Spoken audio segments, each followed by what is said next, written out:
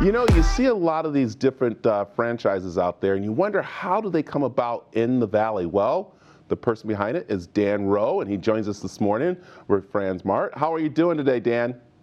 Good. Good morning. Thanks for having me. So I'm so glad I'm talking to you because I want to also make sure that people understand that, you know, even though they might have big names on them, they're actually locally owned by people right here in the Valley, right? Absolutely. So let's talk about what you guys do.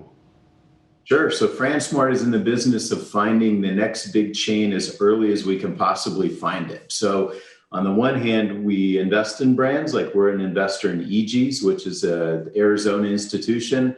We've invested in Sweetgreen and in Cava. But then on the other hand, we identify brands that we can also franchise. And so we're the ones that launched franchising for Five Guys back when they just had like 4 locations. We launched franchising for Qdoba back when it only had 1 location.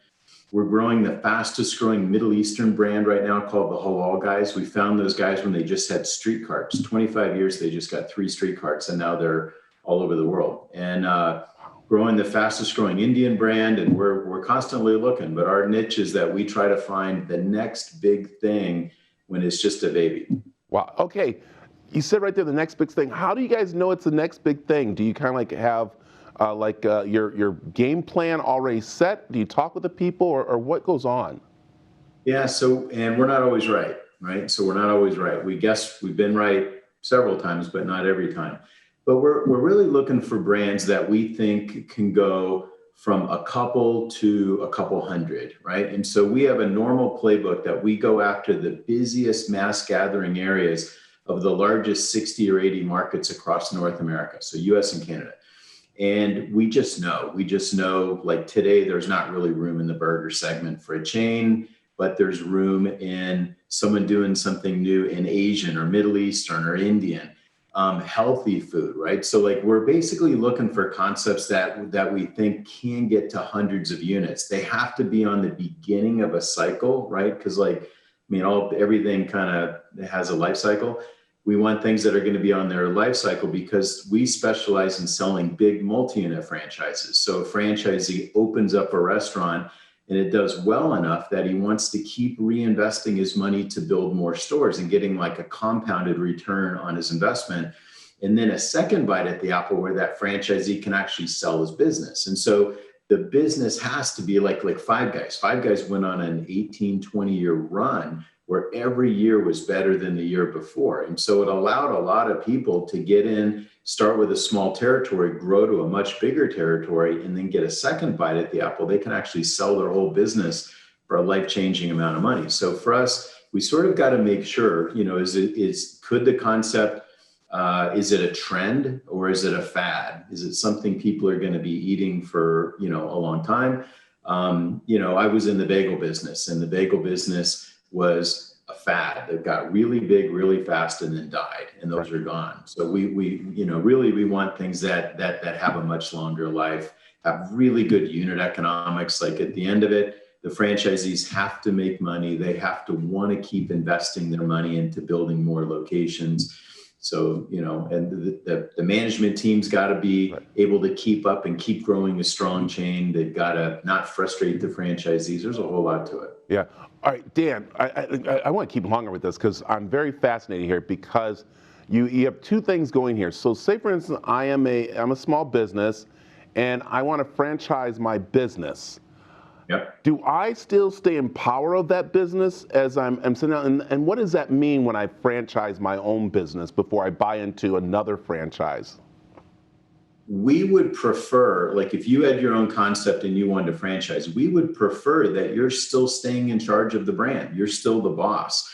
We look for brands that have their own unique soul, their own unique DNA, and their own story. We stay away from copycat brands. And we also don't want to buy the concept because we have a portfolio of brands. And if we owned them all, they'd all behave the same way. So I need concepts to stay unique and quirky. Early on with Five Guys, for example, we asked him, why don't you have salads? Why don't you have chicken?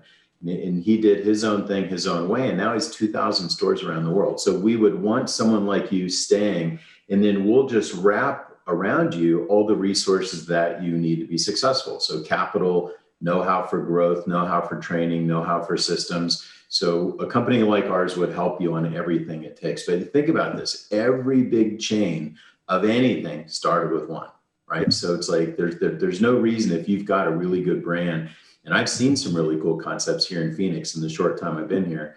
There's some really cool brands here that easily could be national chains, and we're in the process of trying to make some deals. So, okay, that's all right, that's perfect. So now I want to buy into a franchise. Do you guys do that? Do you work with people on wanting to buy into a franchise? Yeah. So our business is franchise development. So we would help a franchisee find the right franchise for them, help the franchisee cut a good deal for themselves, and then everything it takes for a franchisee to be successful. Like in the restaurant business, you've got to have you got to pick the right brand. You've got to have really good locations, which right now is just a perfect time to get sites. You've got to have a good team. There's an adage that you have to staff for the volume you're trying to get to, or staff for the business you're trying to build. So we coach franchisees in that. We coach them in marketing, because a lot of people that are getting into the restaurant franchise business are doing it for the first time. You can't make mistakes. And so at every step, we're there to coach them to do the right thing. Dan, I am thankful that I met you, because, we drive around town, we go, man, that'd be a great business to get into, or, oh, I'm a franchise, I like to franchise something, this and that. And that's where your team comes into play. And as you just said, you're looking for the next big thing. So you want people to get a hold of you. Absolutely. So yeah, reach out to me at fransmart.com, Dan@fransmart.com. It's easy to get a hold of me. Dan, we definitely got to have you back to talk more, especially as people are wondering how to, invest their money and how to leave something for their family, and their kids and stuff, which is really great. So, Dan, thanks for joining us, and I'm glad I got the insight. My pleasure. Thanks for having me.